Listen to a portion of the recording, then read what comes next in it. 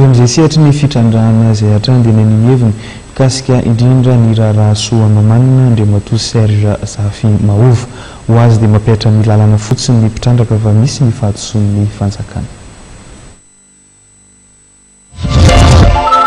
Mikasika ny somamanina ane tsy any amin'le mpandrarano ny diso fa ny lalàna antsika mihitsy ny tsy miady lalàna 2005 zao lazay ny lalàna 2005 lalàna 2005 milaza mazava fa raha misy titulaire-na permis dia adidy ny fanjakana miaro an'le titulaire-na permis anala ny olona rehetra zay manengelina zay ny lalàna le orinasa vahiny any zany mampiatra lalàna fotsiny zay ny tokony azotsika fa ny fanjakana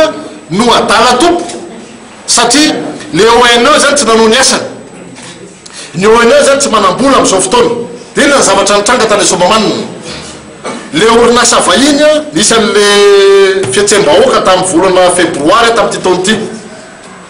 dia rehefa nisy an'iny ny consultation publique tsy natao tany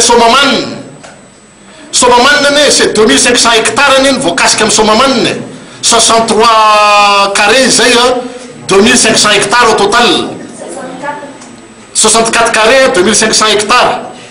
dia fipetraky le olana ene raha tianareo rehefa nanao consultation publique zareo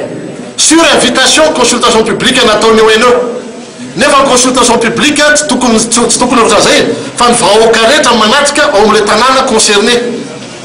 ny Somamanina zany sur invitation natao tany Amiarinarivo